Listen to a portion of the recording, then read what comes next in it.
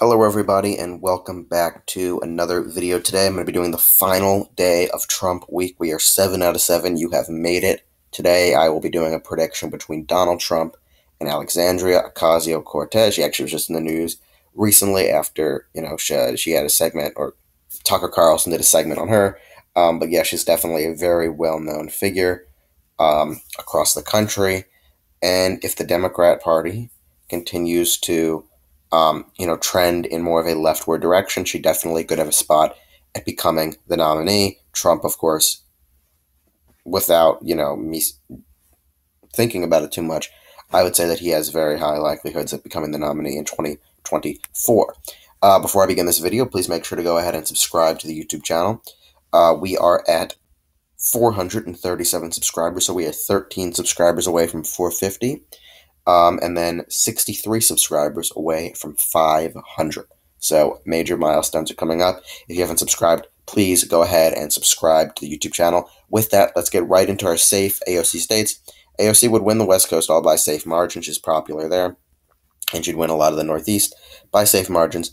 I would say Connecticut and New Jersey would not be safe margins, as well as Illinois, more in the likely category. And especially what you saw in New Jersey with the governor race, Phil Murphy versus Eric Senatorial, if that's how you pronounce it. I probably botched that last name, but who cares?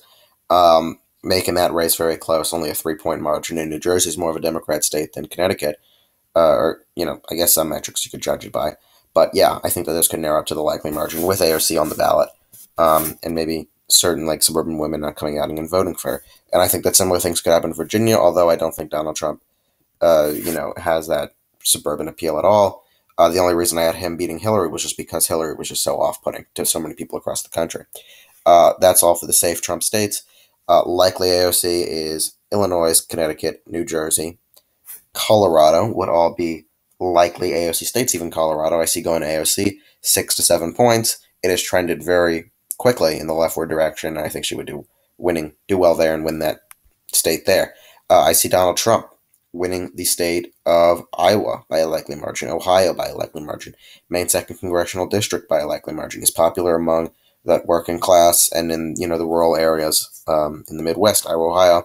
I also see him winning Texas by a likely margin, that's 6 points, and Florida by a likely margin, 5-6 points. You see those recent polls out, and I mentioned this a lot, and you really haven't seen any other conflicting polls in these races with Ron DeSantis and Marco Rubio. Rubio was beating Val Demings by 8 to 9 points, depending on who DeSantis is up against, whether it's Charlie Crist or Nikki Fried or the other person. I believe they did a poll on. He was up significantly, and all by likely margins there as well. And if this trend continues, I know 2022 would be more of a red wave year, but if the trend in Florida continues, Trump could win that state by what is considered a likely margin, possibly 5 to 6 points. That's what I have him doing. So that's 219 electoral votes for Donald Trump to AOC's 291. I still think she's somewhat has a Hispanic appeal. She'll be able to win New Mexico by a lean margin. She'd also be able to win Minnesota by a lean margin. I think she'd be able to win there. And that's going to be it for her lean states.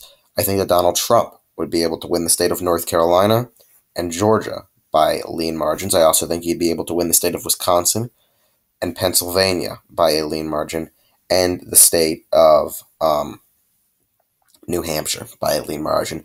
It really came close against Hillary Clinton. Hillary only beat her by 0.2%. AOC, I think, would do worse in that Northeast area.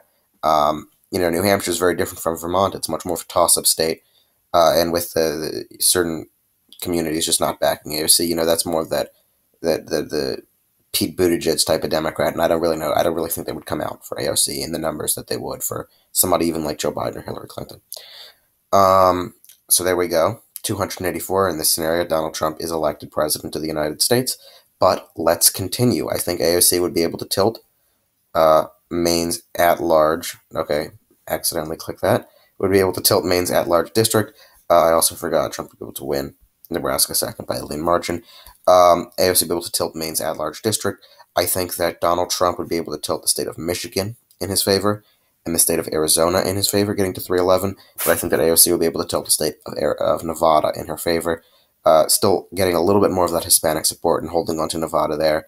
Arizona a bit closer, but I think Donald Trump will be able to flip it back against somebody like AOC. and AOC would also be able to tilt the state of Virginia in her favor.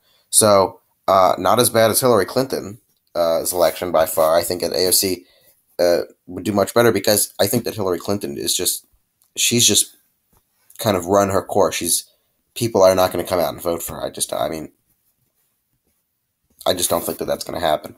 And AOC, even though she's much more of a left-wing Democrat, much more, people across the country, I guess people have their clear opinions on her. I think she'd be able to do better because she'd just be able to drive up more turnout than Hillary Clinton. Anyway, with that, 311 electoral votes, 227, Donald Trump, elected president of the United States, have had him winning all 7 of these elections across the week, and that's simply because when you look at the condition of the country at the moment, when you look at the polls, especially, Joe Biden is doing very poorly in his approval polls, in the head-to-heads against him and Trump and Harris. Trump's winning those head-to-heads, and, that's what I have to base it off of. I can't think of what things are going to be like 3 years from now. I base it off of what it's like now, and at the moment, Trump, against pretty much all Democrat candidates, has a very good shot at winning.